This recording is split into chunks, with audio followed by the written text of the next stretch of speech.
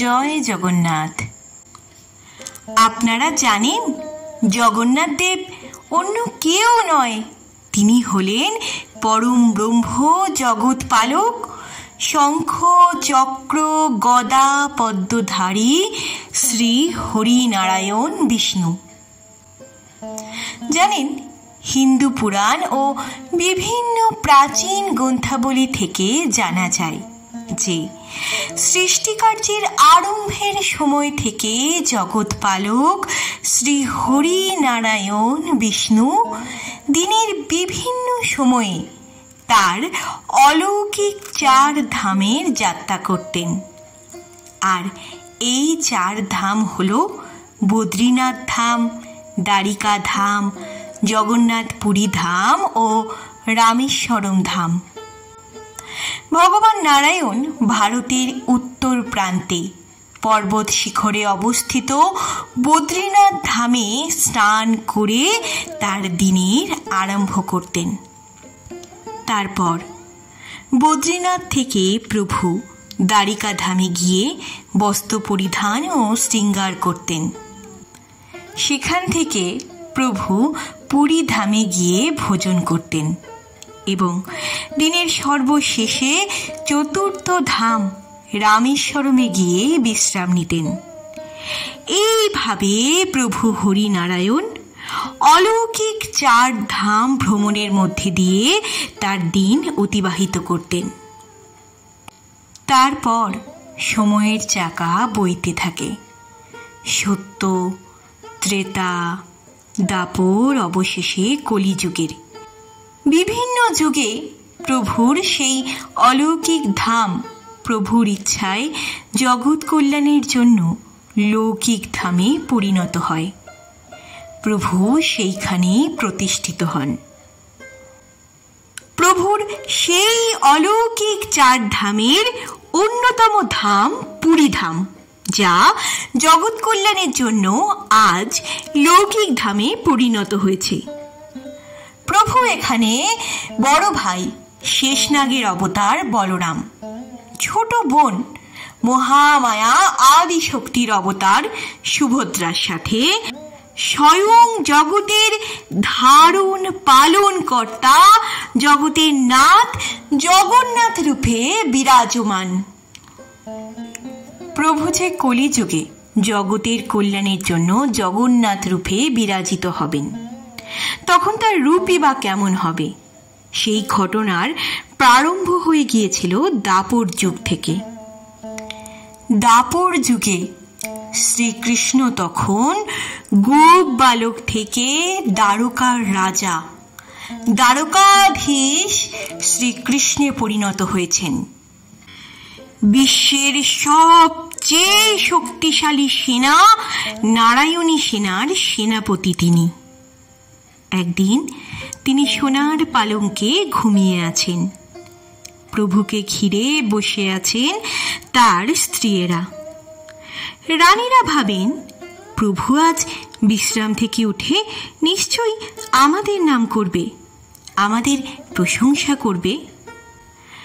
রানীরা যখন এমন কথা ভাবছেন, তখন রানীরা অর্থাৎ রুক্মিণী, সত্যভামা এবং জাম্বুবতী দেখেন প্রভু ঘুমিয়ে ঘুমিয়ে কেবল রাধার নাম জপ করছে। এই দেখে শ্রীকৃষ্ণের রানীরা তো গেলেন ভীষণ রেগে। তারা ভাবেন, আমরা সারা দিন স্বামীর সেবা করছি, তার খেয়াল রাখছি, কিন্তু স্বামী কেবল রাধার নাম জপ করে কেন? কে এই রাধা? রাধা কি আমাদের থেকেও সুন্দর? এই ভেবে রানীরা গেলেন মাতা রোহিণীর কাছে। তারা মাতা রোহিণীকে বললেন, মাতা, কে এই রাধা? প্রভু কেন সবসময় রাধার নাম করেন? আপনি তো প্রভুর বাল্যকালের সমস্ত কথাই জানেন, আমাদেরকেও সেই কাহিনী, সেই লীলা কথা শোনান। তখন মাতা রোহিণী বললেন, হ্যাঁ, শোনাতে পারি, কিন্তু আমার যে বড় ভয় হয়।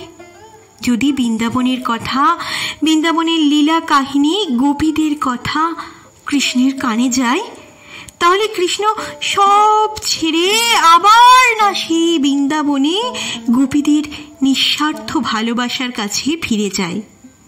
তাই যাতে কৃষ্ণ ও বলরামের কানে সেই কথা কিছুতেই না পৌঁছতে পারে, সেই জন্য কৃষ্ণের ভগিনী সুভদ্রাকে পাহারায় রাখা হলো দ্বারে। সুভদ্রা দ্বারে পাহারা দিচ্ছে। মাতা রোহিণী গল্প আরম্ভ করলেন। সুভদ্রা দ্বারে পাহারায় দাঁড়িয়ে সেই কাহিনী শুনতে শুনতে এতটাই বিমোহিত হয়ে গেলেন যে খেয়ালই করলেন না কখন বলরাম ও শ্রীকৃষ্ণ এসে তার দুই পাশে দাঁড়িয়েছে। মাতা রোহিণী বলতে থাকলেন গোপীদের কথা, রাধার কথা, মাতা যশোদার কথা, তাদের সেই নিঃস্বার্থ প্রেমের কথা। শুনতে শুনতে কখন যে বিমোহিত কৃষ্ণ, বলরাম ও সুভদ্রার হৃদয় আবেগে গলতে শুরু করেছে তা তারা নিজেও বুঝতে পারেননি। শুনতে শুনতে দুই ভাইয়ের কেশ খাড়া হয়ে উঠল, হাত গুটিয়ে এলো, চোখ দুটি পলকবিহীন বড় বড় হয়ে গেল এবং মুখে আনন্দের রেখা ফুটে উঠল। সেই রূপটি ছিল অনেকটা এখনকার প্রভু জগন্নাথ বিগ্রহের রূপের মতন।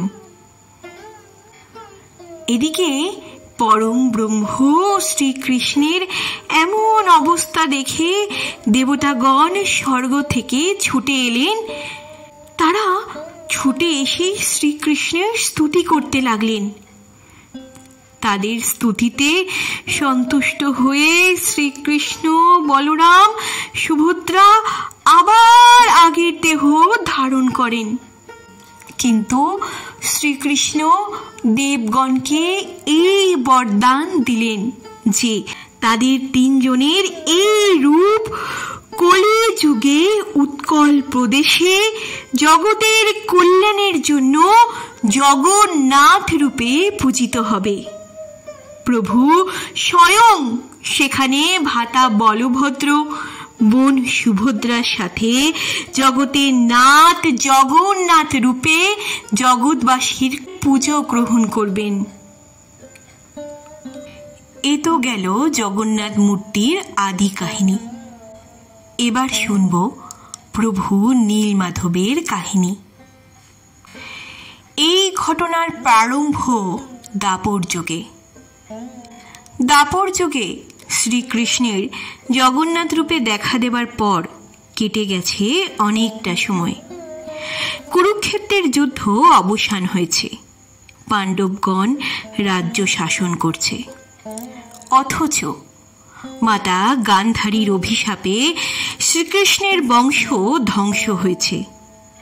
ভারাক্রান্ত ব্যথিত হৃদয়ে শ্রীকৃষ্ণ গাছের নিচে ক্লান্ত হৃদয়ে বসে আছেন। সেই স্থান থেকে কিছু দূরে জরা নামে এক ব্যাধ শিকার করছে।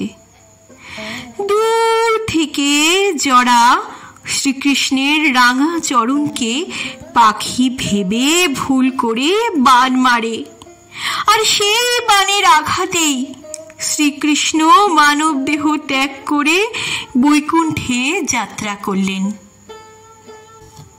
শ্রীকৃষ্ণ দেহ ত্যাগ করে বৈকুণ্ঠ লোকে যাত্রা করার সঙ্গে সঙ্গে দাপর যুগের অবসান হলো এবং কলিযুগ পৃথিবীতে প্রবেশ করল।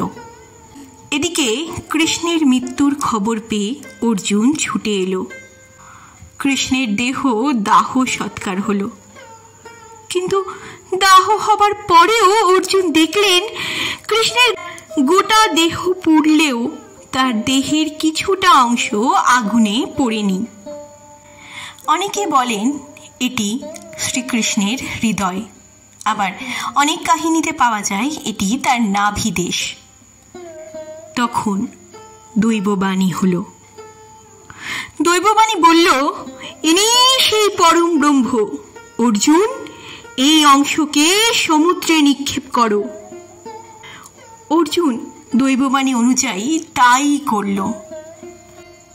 সমুদ্রের উত্তাল ঢেউয়ে ঢেউয়ে ভাসতে ভাসতে এগিয়ে চলল পরম ব্রহ্ম কৃষ্ণের দেহের সেই অংশ। আর তাকে লক্ষ্য করে সমুদ্রের ধারে ধারে ছুটে চলল সেই সবর ব্যাধ জড়া, যার বাণে মৃত্যু হয় শ্রীকৃষ্ণের।